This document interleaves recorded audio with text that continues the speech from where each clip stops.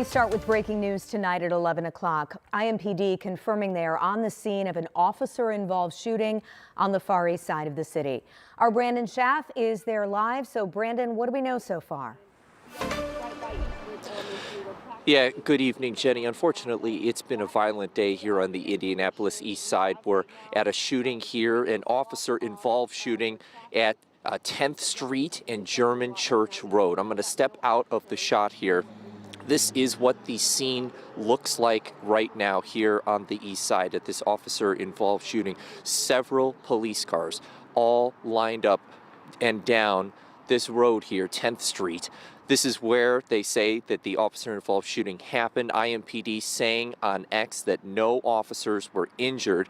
We are currently awaiting more official confirmation and information from IMPD. They are planning on coming over here and talking with us to give us more updates, which we will get to you as soon as we can. But they did say also on X that 10th Street between German Church and Washington Point will be closed for some time as this investigation continues. So we're still trying to gather as much information as we can about exactly what happened over here on 10th Street, but we will continue to keep you updated as much as we can.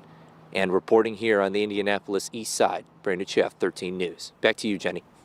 All right, Brandon, thank you. Obviously, a very fluid, very new situation. Hopefully we get some new information from IMPD soon. We'll head back out to you as soon as we get that. Brandon, thank you. Well, about 10 minutes away from that shooting scene, another shooting this afternoon killed a man near 16th and Arlington. Earlier this evening, Brandon Schaff talked with neighbors there who heard the gunfire. A man is dead after a shooting in the middle of the afternoon here in this Indianapolis East Side neighborhood. Detectives on the scene for hours trying to figure out what happened. Just after 3 in the afternoon, IMPD responded to a call for a person shot and found a man in a side yard hit by a bullet. A few doors down, neighbors weren't sure what they heard at first. I thought it was like fireworks going off, so I ain't paid no mind, so I just stayed in the bed, and then I heard a bunch of sirens outside, so I looked out the window. Damian Winfield lost his 17-year-old brother to gun violence, so it was personal for him to learn someone else lost their life. Especially with us being young adults, yeah, it's a little sad. The shooting happened on North Webster Avenue near 16th and Arlington. Medics took the victim to the hospital where he later died. Multiple community members shared information and video with police, but so far, no arrests in the case.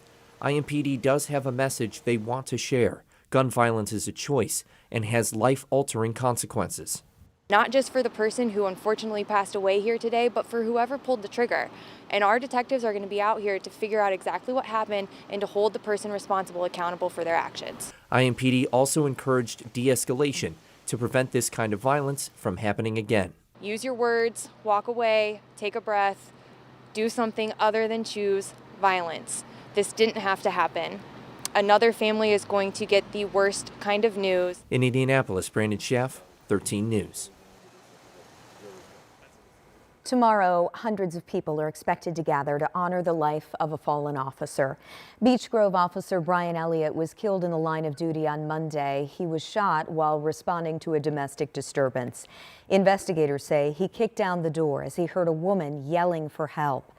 Tomorrow, there is a visitation at Beech Grove High School from 2 until 7 p.m. We will have crews covering it along with his funeral on Monday. We have more details about the services and the investigation into Officer Elliott's death on WTHR.com. And we have seen a wave of support for Officer Elliott and his family. That includes dozens of local businesses hoping to help. Many of them put up signs, raised awareness, and raised money. O'Gara's Irish Pub and Julicious Groove Foods organized a community meal today to help raise money for the Elliott family and support other officers. We talked with one of the organizers who says people across the community did not hesitate to jump in and help.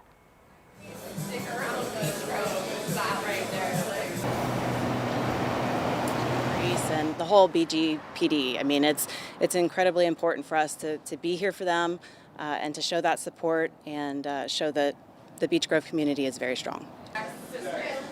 Sarah O'Gara there also co-owns Metal Fabricators Plus with her husband, which helped make these keychains all in honor of Officer Elliott.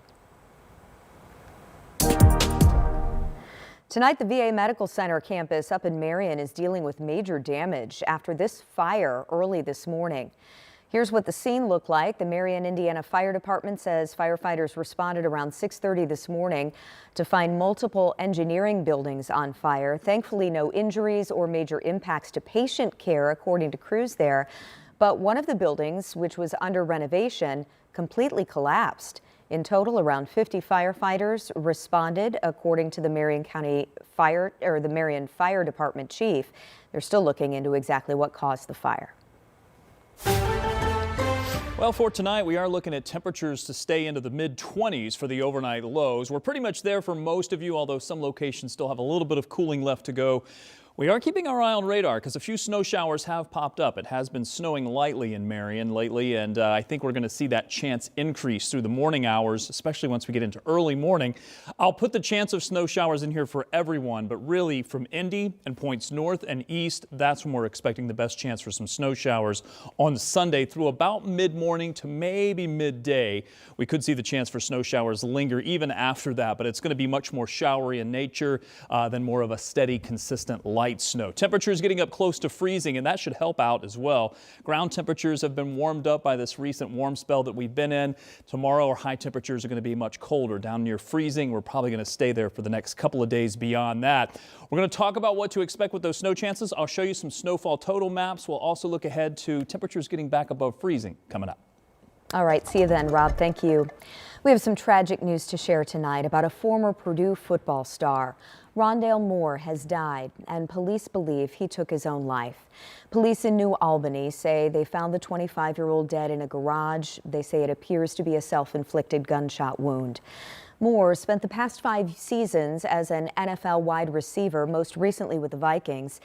At Purdue, he was a star for the Boilermakers, especially during his breakout All-American freshman year. Jeff Brom coached Moore at Purdue. He released a statement tonight saying Moore was a great teammate and a complete joy to coach. The NFL Combine starts Monday here in Indianapolis, but projected #1 overall pick IU star Fernando Mendoza won't be doing drills. ESPN's Adam Schefter reports Mendoza will not throw at the Combine this week. Instead, the Hoosiers quarterback will throw at Indiana's Pro Day on April 1st. That's so he can showcase IU's receivers as well. The Marion women's basketball team celebrated today before the postseason gets underway next week. Our Eli Gain is in studio tonight with what today meant to the Knights and to a couple of teammates playing for much more. Marion cruised to victory to clinch the Crossroads regular season championship, their first outright title since 2024. Senior twin sisters Abby and Kyla McNally have been cornerstones for this program since arriving on campus. Saturday, they were honored for Senior Day. Their family in attendance, as they are every game. But for the McNally family, there is an undeniable void.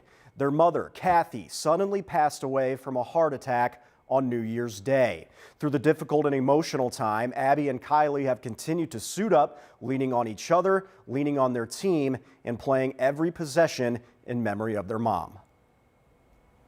She would want us to keep going. I know that, she has always taught us that we work for what we want, and when times get hard, the only thing we can do is keep pushing through it.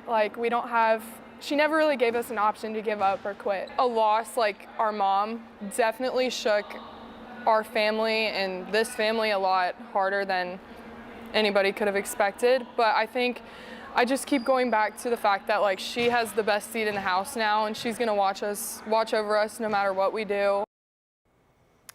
I had an extensive sit-down interview with Abby and Kylie, along with their father, John, as they opened up about navigating life without their mom and wife, while still leading the Knights into what they hope is a national championship run. Their emotional story will air exclusively here on Channel 13 in the coming days. In the studio for 13 Sports, I'm Eli Gain. Eli, thank you. Still ahead tonight, new information on the deadliest avalanche in California history and the search for victims.